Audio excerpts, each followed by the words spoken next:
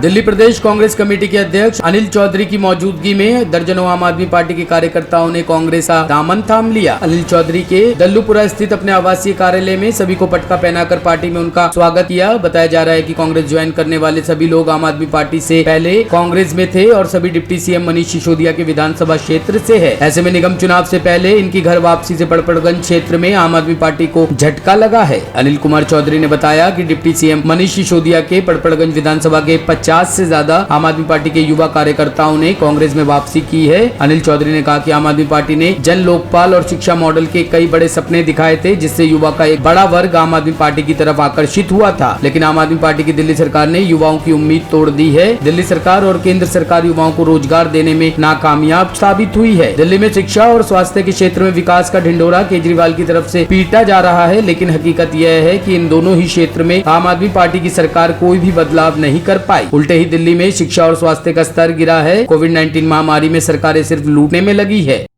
देखिए, आज मैं अपने पटपड़गंज जो मेरा विधानसभा क्षेत्र रहा है, जहाँ से अब डिप्टी सीएम है मनीष सिसोदिया, वहाँ मेरा जो युवा वर्ग था खासतौर से, मैं ये कहना चाहता हूँ, एक समय था जब लोगों ने अच्छे बड़े सपने दिखाए, ख्वाब दिखाए, तो जो युवा वर्ग था वो सबसे ज़्यादा इन पार्टियों की तरफ आकर्षित हुआ था।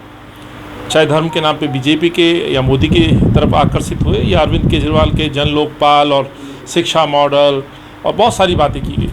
लेकिन 7 साल बाद आज वो युवा अपने जब रोजगार की तरफ देखता है तो शून्य नज़र आता है। शिक्षा मॉडल की जब खंगालने की कोशिश की जाती है तो केवल उसमें बिल्डिंगें, इमारतें दिखाई देती हैं, शिक्षा का स्तर गिरा है। कोविड फेलियर सबसे बड़ा रीज़न रहा है।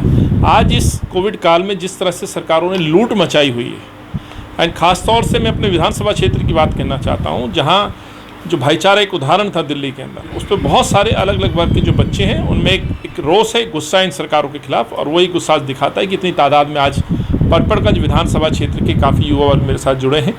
और ये वही युवा था जो अरविंद से, अन्ना जी से प्रभावित होकर के सबसे पहले अरविंद के साथ जुड़ा था। तो आज ये बच्चे मेरे परिवार के अपने बच्चे हैं, उनके माँ बाप, उनके जो बड़े हैं, मेरा उनसे एक ऐसा नाता रहा है। इन बच्चों को शायद मैं उस समय नहीं समझा पाया, लेकिन समय के इस पड़ाव ने उनको समझाया और आज वो वापस आए हैं। और मुझे उम्मीद है ये वापसी इन सरकारों की पोल खोलेगी जो यात्रा हम कल से निकालने जा रहे हैं। एक बात और अनिल जी की, जो युवा आपके साथ जुड़ रहे हैं, जैसे मैंने कहा है, 2013 में एक पार्टी आती है, अरविंद केजरीवाल एक नए सपने दिखाता है, राजनीति बदलने की बात करता है, विकास की बात करता है, वैसे केंद्र में और दिल्ली में जो एमसीडी से संबंधित आप सवाल कर रहे हैं, 15 साल बीजेपी को हो गए हैं। 15 साल में जो एमसीडी की स्थिति है वो किसी से छुपी नहीं है। आज तमाम पार्षद अपने घर बनाने में लगे हैं, लेकिन एमसीडी को बर्बाद उन्होंने कर दिया है।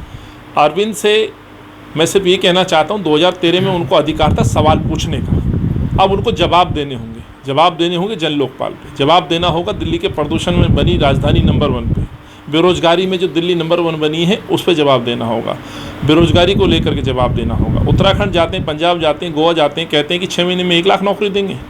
दिल्ली में वादा किया था 5 साल में 8 लाख नौकरी देंगे। 440 मात्र बच्चों को नौकरी मिली है। कोरा झूठ बोलने का काम अरविंद केजरीवाल करते हैं। दिल्ली के भाईचारे पे कुठाराघात होता है। मुख्यमंत्री कैसे छुप के घर में बैठ सकते हैं? दिल्ली में दंगे होते हैं, कोविड फैलता है।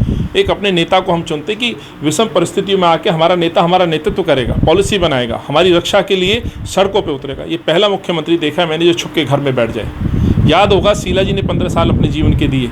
एक बड़ी चुनौती थी कॉमनवेल्थ की। उस समय शीला जी खुद मानसून में निरीक्षण करती थी कामों का।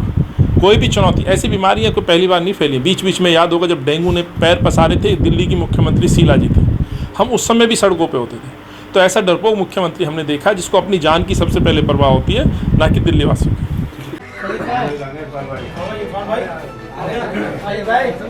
टॉप स्टोरी ब्यूरो के लिए दिल्ली से रवि डालमिया की रिपोर्ट।